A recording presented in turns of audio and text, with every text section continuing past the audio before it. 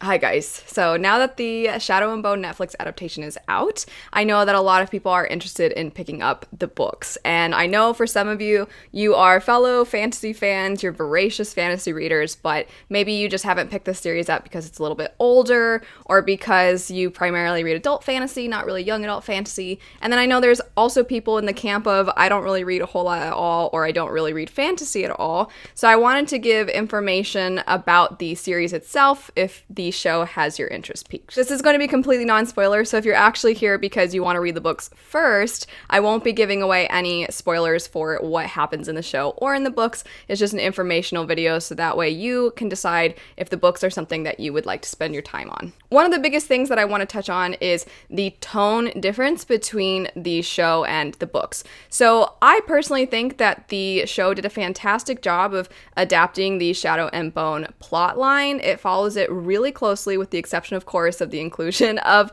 other characters, which we'll get into. But either way, I think that it followed the plot exceptionally well. But the difference is that the books are entirely from the point of view of Alina. Alina is our main character both in the show and in the books, but in the books you see everything from her point of view, and it is first person point of view, meaning she's saying I, me, she's telling you the story, and she is a teenage girl who I think something that the show maybe didn't tap into as much would be how self-conscious she is, how much she really questions herself and doubts herself and doesn't believe in herself, and a lot of the things that young teenagers face. That's a huge part of the book. So even though the book, the story is kind of a chosen one, and so therefore you would expect this person to not really believe in themselves necessarily, I think that's amplified by the fact that she is a teenage girl who just doesn't think very highly of herself. If you don't really read a lot of fantasy, you might not know the age ranges, but they are broken up into middle grade, young adult, and adult. Young adult, the target audience is 12 to 18. Of course, adults can enjoy it, younger readers can enjoy it, but that's the main target audience. And I've always said that I think the Shadow and Bone trilogy is a great entry point into young adult for people coming out of middle grade. I think that is a fantastic starting place for young fantasy readers, but that also might let you know if you are an adult or an older teen that it might feel a little youthful for the reasons I kind of described, where the whole thing is through Alina's point of view. I do think if you're somebody who is more accustomed to something like Way of Kings, Name of the Wind, those sorts of adult fantasy works, I think that this is going to feel very young to you, but if you're somebody who never really reads fantasy, this could be a great place for you to start, because since it's young adult, it's not going to be massive. First off, the page count is much shorter than a lot of those other really big fantasy works. It is a familiar story, meaning it's got that chosen one trope, and it's got a character who's kind of doubting themselves, and so you feel like you're alongside them, and you feel for them, and it's not too complicated with a bunch of different point of views. It's easy to get into. It's very accessible, is the point I'm trying to make. So if you don't typically read fantasy, this could be a really easy one for you to pick up. I also think a lot of reasons that people don't read a ton or don't read a ton of fantasy is because the series are really long, they're really intimidating, and a lot of people, you have kids, you have a job, and you just can't keep track of all these different names and places and made up things. And so this one I think is great for if that's you, because it's not too difficult. It's not too difficult. There are different groups of the Grisha, and there are different views on the magic users. There's different countries and things like that, but it's all, I don't want to say surface level like it's an insulting thing. It's just not super vast. It's not super epic. It's something that you could probably pick up here and there, and you're not going to lose track of everything. You're not going to forget everything. You could read it in a weekend because it's YA. The pages are pretty short, and the font is a little big, and the margins are quite large, and so it's easy to get through. I also think this is a fantastic series if you are a parent of kids who are maybe in that age range, that you and your children could all read this together and then watch the show, or maybe you watch the show first and then read the books. I think that would be precious. I think that would be so cute. Basically, to summarize this point, if you are somebody who reads a lot of epic fantasy, this is going to feel very young and maybe lower level for you as far as like you're really advanced now.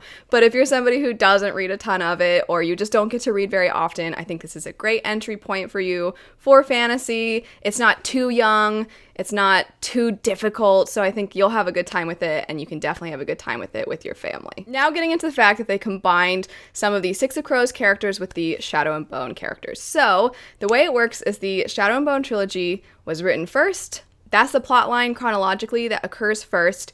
It ends, and then you are introduced to the characters in the Six of Crows and Crooked Kingdom books. If you want to pick up the books, I would recommend that you read through Shadow and Bone and then Six of Crows and Crooked Kingdom. You don't have to, though. It's not something where you're going to be completely lost if you pick up Six of Crows only. You can definitely do that, but there's just a few things here and there that you might not know the outcome of, or maybe the outcome is hinted in Six of Crows, but you're not sure if that's really what happened. So it's almost like if you pick up Six of Crows first, then you could read the Shadow and Bone trilogy, almost like a prequel series, which is fun, and it's a different way to go about it, but they are chronologically Shadow and Bone trilogy first, and then Six of Crows and Crooked Kingdom. This means then that those characters never interacted with each other in the books.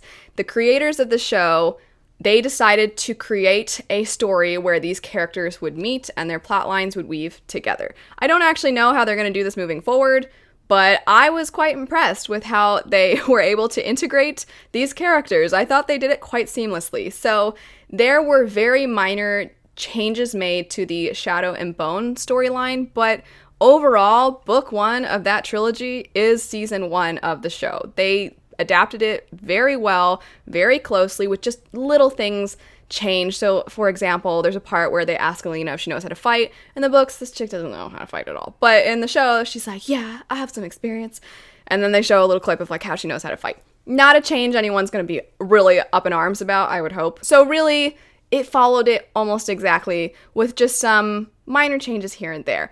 And then all of a sudden you have the fact that the Six of Crows characters are woven in, and you're like, how is that even possible? How could they do that without totally changing things? And also, if they happen later, does that mean I'm spoiled for the Six of Crows books? And chronologically, if I'm supposed to read these first, does that change everything? And it can be a little confusing. So hopefully this will clear it up a little bit. The first season of the Netflix show does not touch on really the events of the Six of Crows and Crooked Kingdom books. So you're actually not spoiled whatsoever to what transpires in those. Now, I can't speak for future seasons, obviously, because I don't know, they're not out yet, but you don't have to worry about being spoiled for the Six of Crows and Crooked Kingdom books. Also, while they do come after Shadow and Bone, a lot of fans don't really want to read the Shadow and Bone trilogy first because it is a little bit more youthful. We do mostly only see the story from that one character's point of view, where in the Six of Crows duology, you get third-person point of view, and you have a total of 6 different characters, and so you kind of really see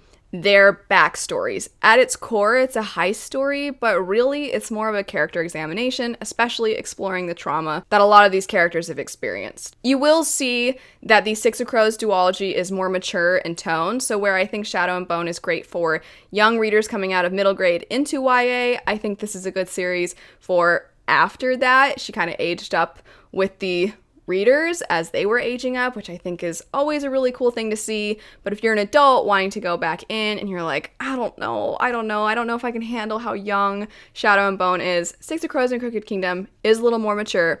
It's still young adult, so it's still gonna be more youthful. It is gonna be sometimes one of those like, you're telling me that this teenager is basically the leader of a gang. Okay, it's gonna have some moments where you suspend disbelief a little bit, but I still think that it's darker and heavier in a lot of ways than the previous trilogy. Because Six of Crows is so character focused, and because you get a lot of flashbacks, it might seem like that's what you would be getting in the adaptation, but it's not actually. What they did was they took where the flashbacks would be, which would be over here, and where the Six of Crows plotline is, which would be over here. They made up a plotline that would tie together with the characters from Shadow and Bone, and they put them right here. So all of their really dark backstories that are hinted at in the show, they did a great job of doing that. So for example, you see Kaz with his gloves all the time.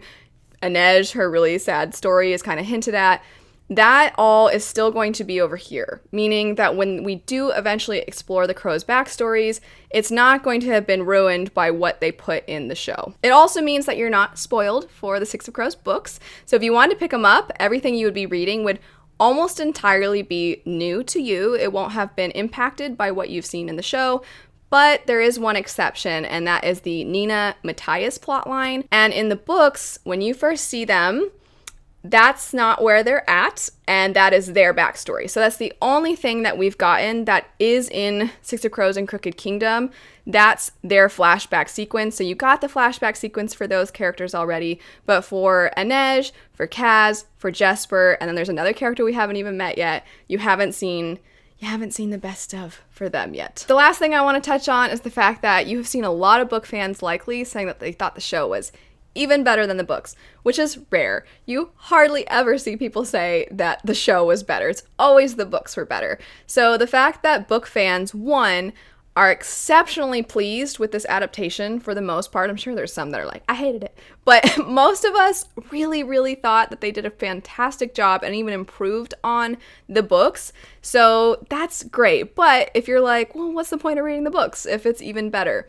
I still think that the books I think they're fun and they're easy enough to read that it's not going to be this super time-consuming thing. And also, any confusion that you might have if you're somebody who isn't accustomed to fantasy is probably going to go out the window because you just watched it. If you watched the show first, you're going to already kind of know who's who and what's what. You just won't really see some of the characters that show up in Six of Crows, which actually makes it even easier. As for my personal opinion as to whether I thought it was better or not, when I first picked up Six of Crows, I remember thinking, this should be a show, because there were just some elements of Leigh Bardugo's writing that I thought this would fit perfectly.